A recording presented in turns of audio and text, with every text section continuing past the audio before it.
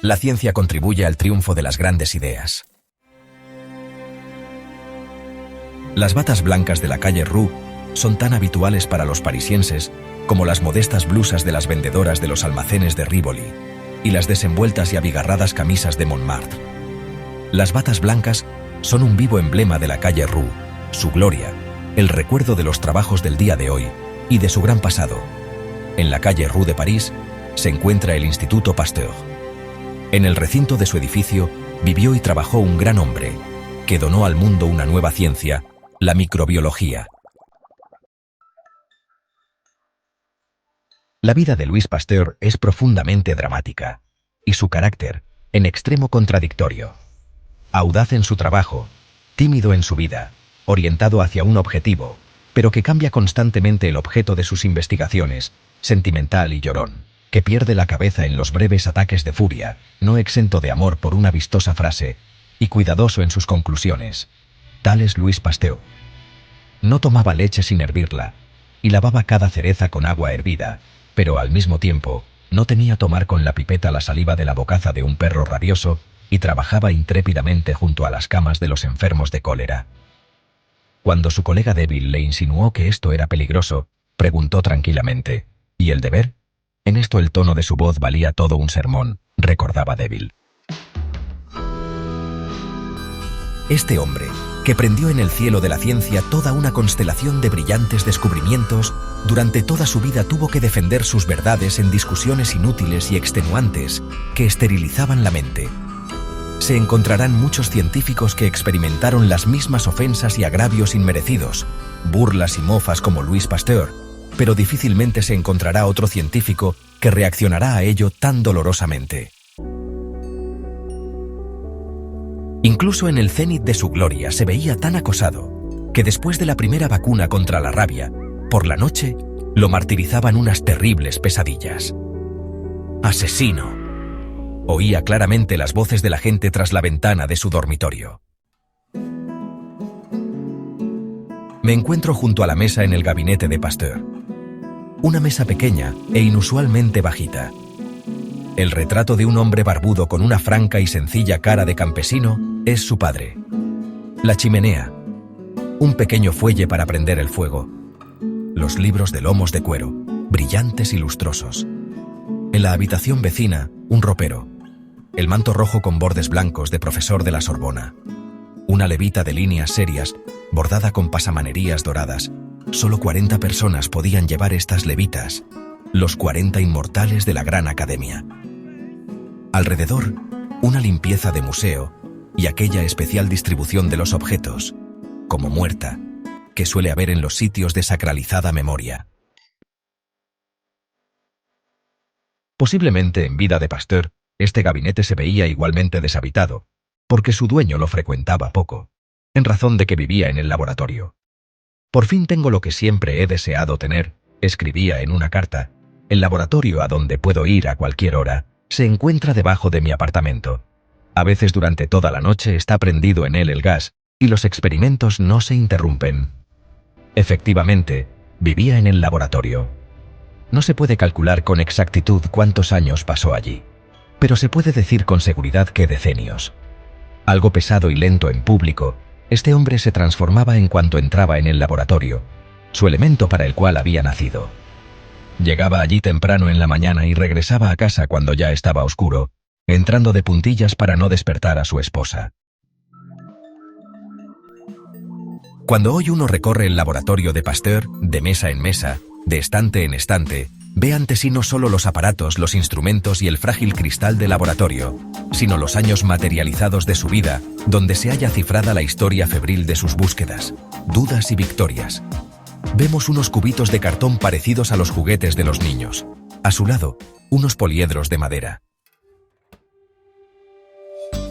Los cortaba con su cuchilla en el pequeño laboratorio en la escuela normal parisiense para enviarlos al viejo profesor Bio, reconocida autoridad en la rama de la química, tenía entonces 26 años y soñaba con cristales. Era su primer trabajo verdaderamente importante. La cristalización encierra milagros. Escribía posteriormente ya desde Estrasburgo a Chapuis, su amigo de la juventud. Si vienes a Estrasburgo, quiéralo o no, te volverás químico. No te voy a hablar sino de cristales.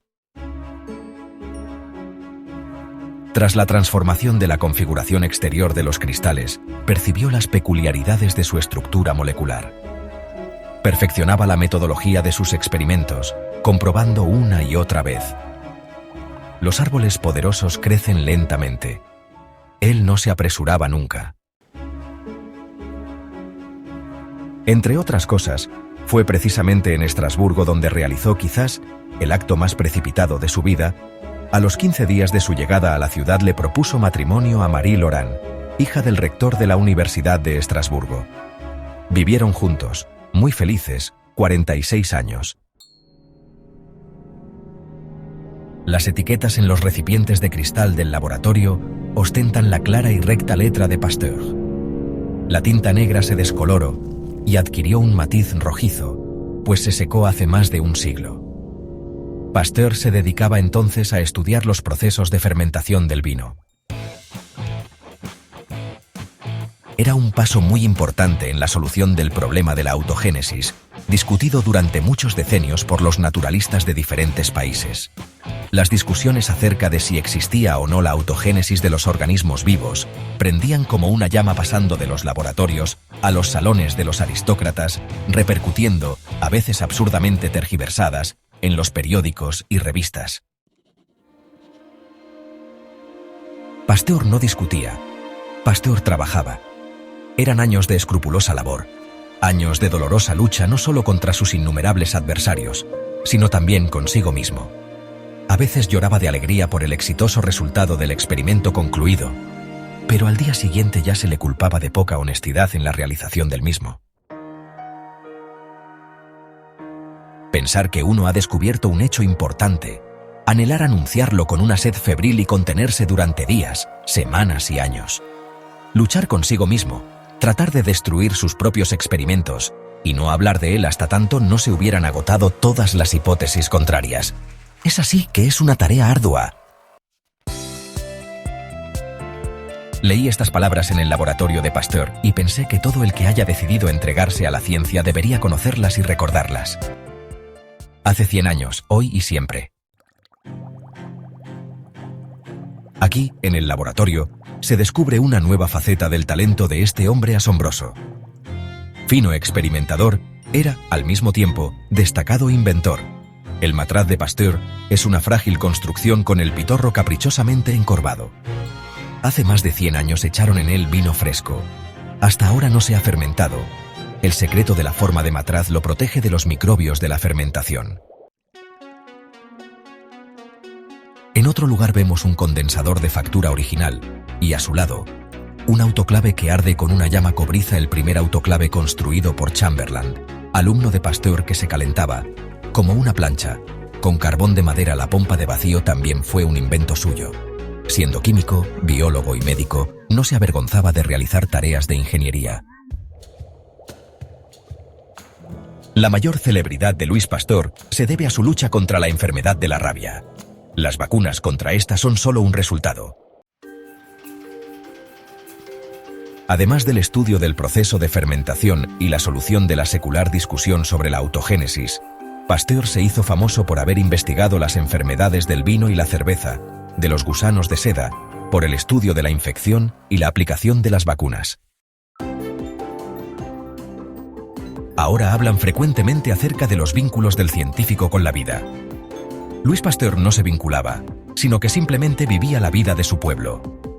Así salvó de la ruina a los vinicultores y sericicultores de Francia. Así salvó la vida de los soldados mutilados por los proyectiles alemanes durante la guerra franco-prusiana.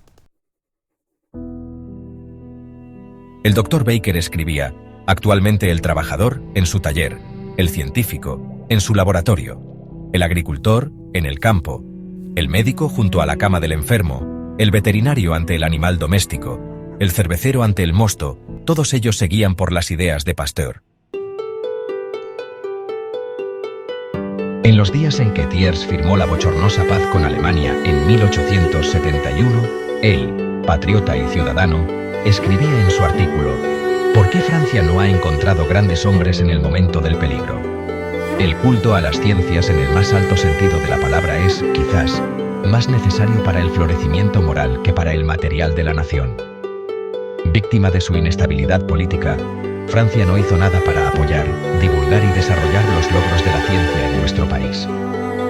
Francia solo concedía una ínfima atención a sus centros de enseñanza superior. La ciencia eleva el nivel intelectual y moral. La ciencia contribuye a la difusión y triunfo de las grandes ideas. En una carta a su madre, una mujer modestísima, hija de un sencillo hortelano, escribía: «Siempre uní el pensamiento sobre la grandeza de la ciencia con la grandeza de la patria que tú me inspiraste». A su padre, que era curtidor, escribía: «A ti te debo la tenacidad en el trabajo diario. Honraste a los grandes hombres y las grandes causas. Me enseñaste a mirar alto, a buscar nuevos conocimientos, a aspirar a lo superior». Tengo delante la foto de un anciano encanecido, de ojos bondadosos cuyo pecho ostenta una orden que despide finos rayos de luz. Un famoso fotógrafo de París tornó esta fotografía durante las solemnidades en la Sorbona en 1882, cuando Pasteur cumplió 60 años. Alcanzó a ver los días de su fama. Los 25.000 documentos que se conservan en su apartamento son un himno de gratitud del mundo entero al gran francés. Repaso una voluminosa carpeta con diplomas de honor. El 29 de diciembre de 1893 Pasteur llegó a ser miembro honorífico de la Academia de Ciencias de Rusia. Entre los 60 saludos enviados desde Rusia, en uno de los diplomas, ve una firma descolorida, Alexander Stoletov. Los científicos rusos no solo rendían un tributo de respeto a su colega francés, sino que eran sus alumnos y ayudantes. El primero entre ellos era Ilya Mechnikov.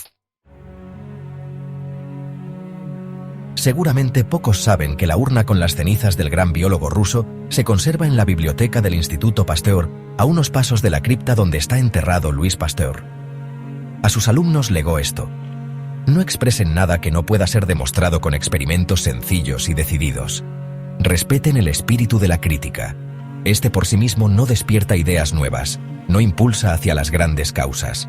Pero sin él todo es inestable. Siempre tiene la última palabra. Lo que les exijo, y lo que a su vez ustedes deben exigir a sus alumnos, es lo más difícil para un investigador. Los alumnos cumplieron su legado. Las semillas sembradas por Pasteur brotaron no solo en la calle Roux. Su nombre pertenece a todo el mundo. Y no pueden dejar de recordarse las magníficas palabras de K. Timiryazev, quien escribió: «Las generaciones venideras completarán naturalmente la causa de Pasteur, pero por mucho que avancen, seguirán el camino abierto por él, pues en la ciencia ni siquiera un genio puede hacer más».